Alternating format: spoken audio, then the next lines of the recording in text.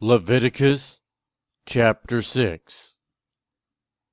The Lord said to Moses, If anyone sins and is unfaithful to the Lord by deceiving a neighbor about something entrusted to them, or left in their care, or about something stolen, or if they cheat their neighbor, or if they find lost property and lie about it, or if they swear falsely about any such sin that people may commit, when they sin in any of these ways and realize their guilt, they must return what they have stolen or taken by extortion, or what was entrusted to them, or the lost property they found, or whatever it was they swore falsely about.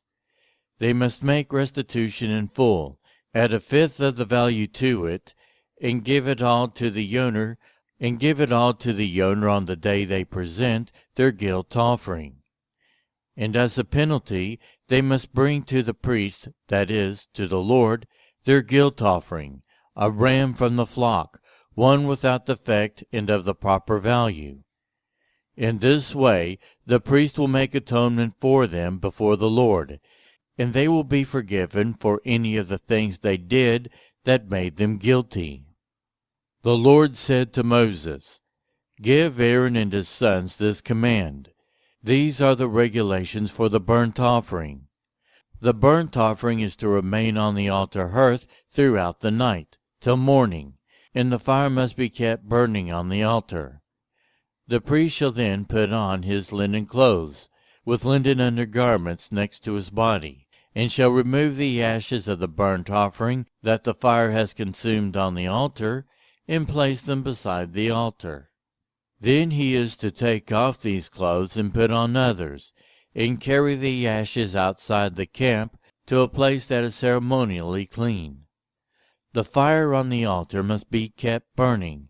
It must not go out. Every morning the priest is to add firewood and arrange the burnt offering on the fire and burn the fat of the fellowship offerings on it. The fire must be kept burning on the altar continuously. It must not go out. These are the regulations for the grain offering. Aaron's sons are to bring it before the Lord in front of the altar. The priest is to take a handful of the finest flour and some olive oil, together with all the incense on the grain offering, and burn the memorial portion on the altar as an aroma pleasing to the Lord. Aaron and his sons shall eat the rest of it, but it is to be eaten without yeast in the sanctuary area. They are to eat it in the courtyard of the tent of meeting. It must not be baked with yeast. I have given it as their share of the food offerings presented to me.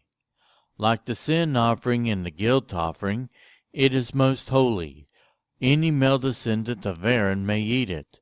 For all generations to come, it is his perpetual share of the food offerings presented to the Lord.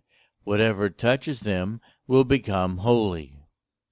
The Lord also said to Moses, This is the offering Aaron and his sons are to bring to the Lord on the day he is anointed: 1/10 of an ephah of the finest flour of a regular grain offering, half of it in the morning and half in the evening. It must be prepared with oil on a griddle.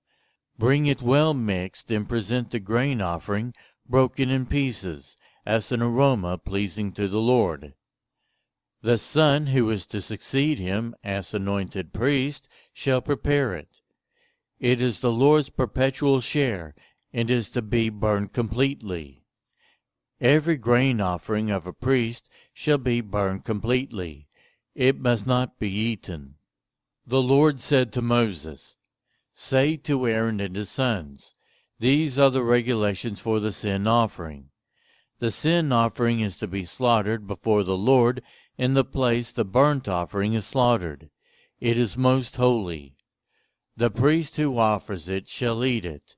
It is to be eaten in the sanctuary area, in the courtyard of the tent of meeting.